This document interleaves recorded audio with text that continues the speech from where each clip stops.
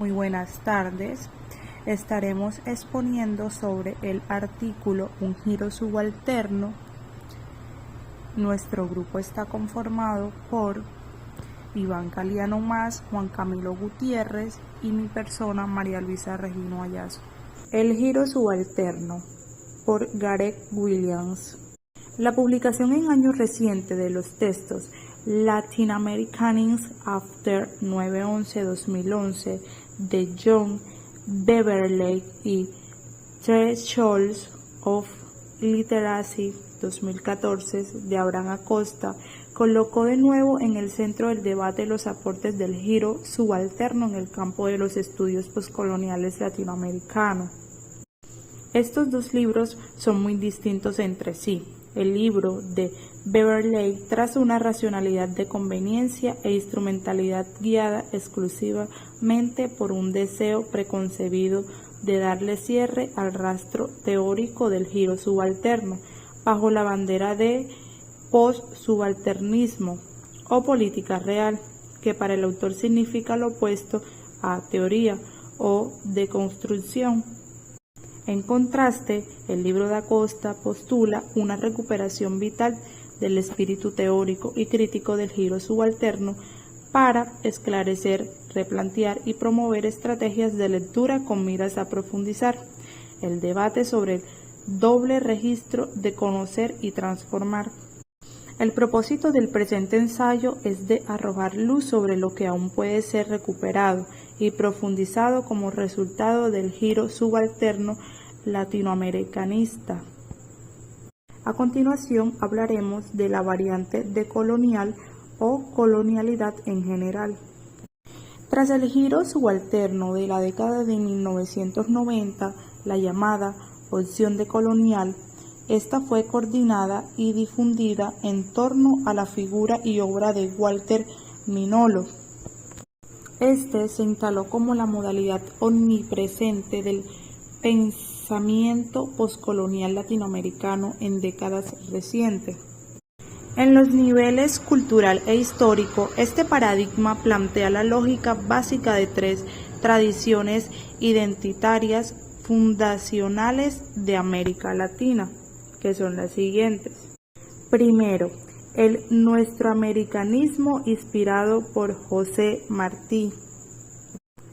Segundo, el legado identitario del indigenismo andino. Y tercero, la filosofía de la liberación que emergió de fuerzas políticas heterogéneas del peronismo argentino de la década de 1970. En su reacomodo hacia la opción decolonial contemporánea, las heterogeneidades, inconsistencias e incompatibilidades básicas subyacentes en estos paradigmas cristianos, histórica y geográficamente distintivos fueron borradas sistemáticamente. Otro gesto de la opción decolonial fue articular las tres tradiciones criollo, cristianas e identitarias de América Latina. También enlazar y armar todo lo anterior con el legado de la teoría de la independencia y con el análisis del sistema mundo de Emanuel Wallerstein. Ahora bien, la opción decolonial se presentó como la extensión de lo señalado por Aníbal Quijano, 2008, en el que ensayo publicado en el año 2000 en la ahora desaparecida revista Nepantla, Views from South.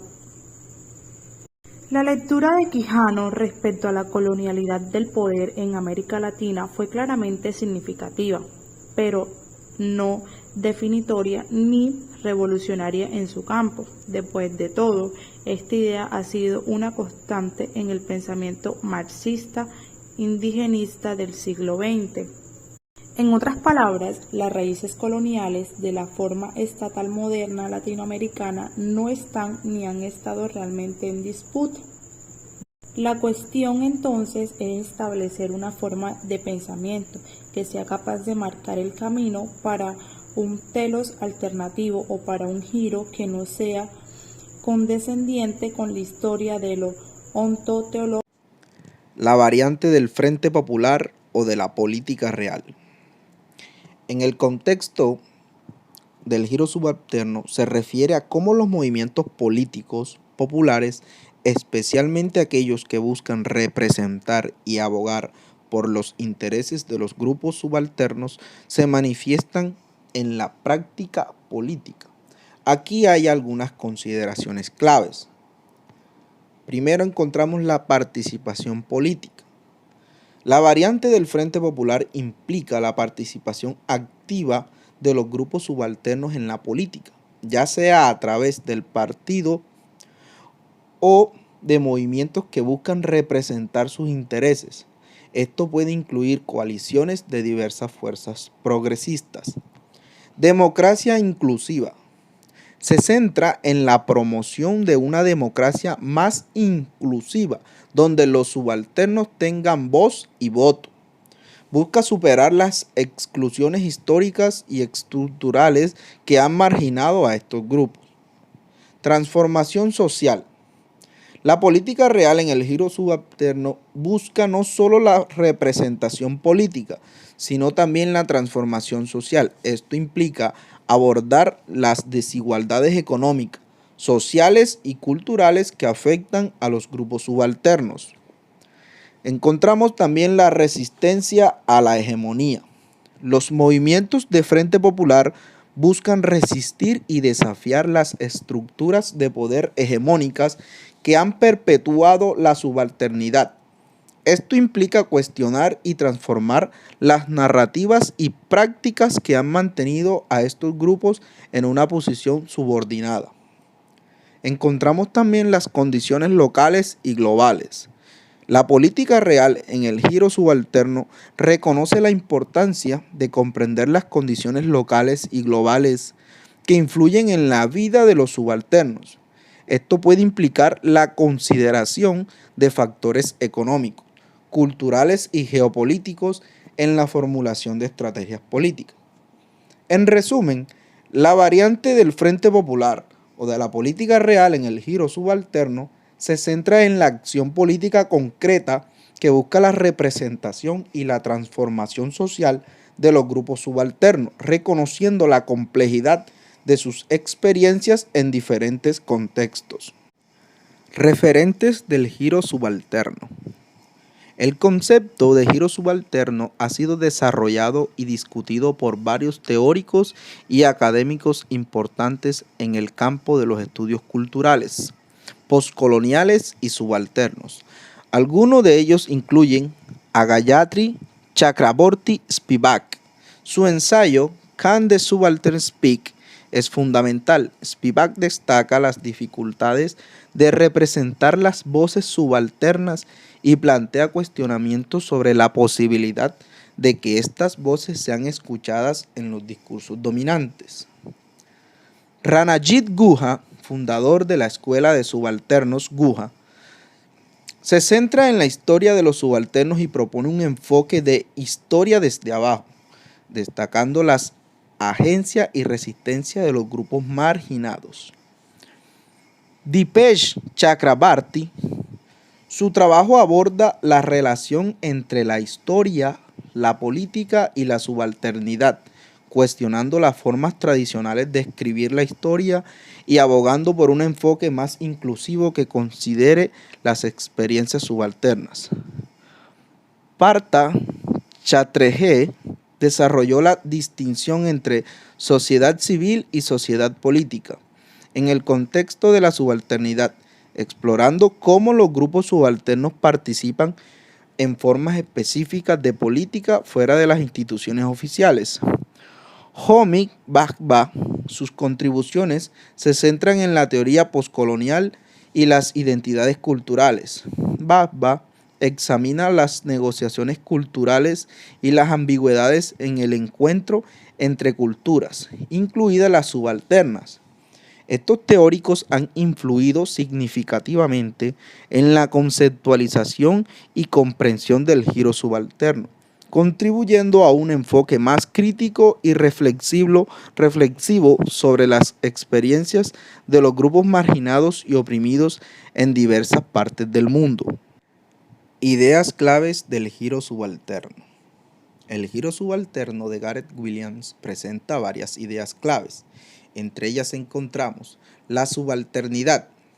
Williams explora la noción de subalternidad que se refiere a las clases sociales, grupos étnicos o individuos que están subordinados y marginados en el contexto sociopolítico. Encontramos otra idea clave que es la representación y poder. Examina cómo los grupos subalternos son representados en discursos dominantes y cómo esta representación está vinculada al ejercicio del poder. Destaca cómo las narrativas hegemónicas a menudo simplifican y distorsionan las experiencias subalternas. Encontramos también la crítica a simplificaciones. Williams critica las simplificaciones y estereotipos en la comprensión de los grupos subalternos, abogando por un enfoque más complejo y contextualizado que tenga en cuenta las diversas formas de resistencia y las complejidades de las ideas subalternas.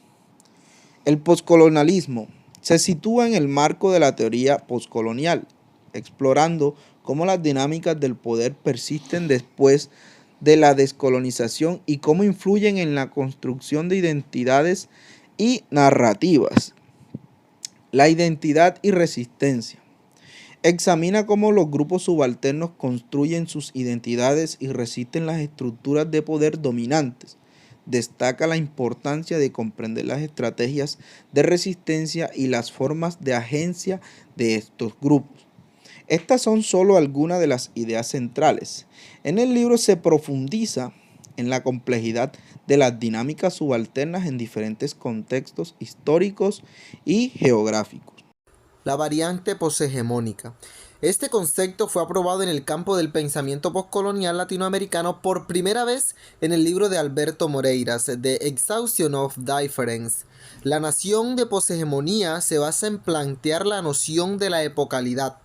Esta es una cuestión del tiempo, de los tiempos y de nuestro tiempo. Este se basa en el entendimiento del fin de la Guerra Fría y de la conclusión de la metafísica como el fin de la epocalidad en sí. El autor de Poshegemonía empieza por rechazar la existencia de hegemonía y su eficacia histórica, como su habilidad para orientar y despolitizar. Por otra parte, Murray desplaza las discusiones sobre ideología, concientización y subjetividad para priorizar afecto, hábitus y multitud como los conceptos positivos para el pensamiento poshegemónico. Amén de denunciar su inconformidad con lo que él llama la labor de lo negativo en articulaciones previas del pensamiento poshegemónico. En segunda instancia, Murray aspira a darle un significado positivo a los conceptos de afecto, hábitus y multitud. Sin embargo, la cuestión sobre la relación entre afecto y la voluntad de poder, entre hábitus y ethos o doxa, bien las nociones de costumbre, deber y las leyes comunes unitarias, así como entre multitud y lo antropologocéntrico, agrupación del humano como la única determinación de lo político. La poshegemonía en esta obra representó entonces una apuesta a la transformación de la relación entre lo político y la articulación de la configuración poder-conocimiento heredada por la universidad y por tanto por el campo de conocimiento.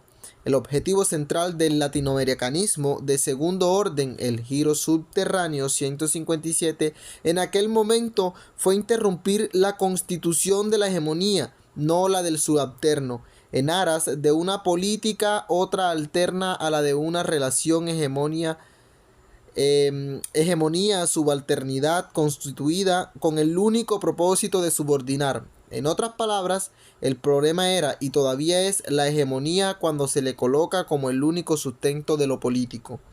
El latinoamericanismo de segundo orden apostó a que la política no tenía por qué limitarse a una relación hegemonía-subalternidad, que siempre funciona contra el subalterno. En este sentido, la poshegemonía surgió como una solidaridad activa con la subalternidad como resultado del trabajo negativo o de deconstrucción que realiza con relación a la hegemonía.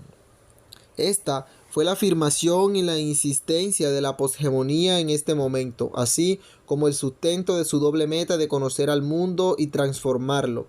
La poshegemonía, si se le considera en todas sus posibilidades, marcó el punto de partida para un despeje preparatorio de la vía disciplinaria, un despeje para empujar los límites institucionales del pensamiento disciplinario, lo más que podamos, a fin de ver lo que sucede entonces. De manera similar, en mi desarrollo de estudios de casos específicos en la segunda mitad de The Other Sides of the Popular, la poshegemonía se definió como lo teórico y lo práctico, es decir, lo vivencial, lugar donde tanto los discursos hegemónicos como contrahegemónicos ya no tienen sentido.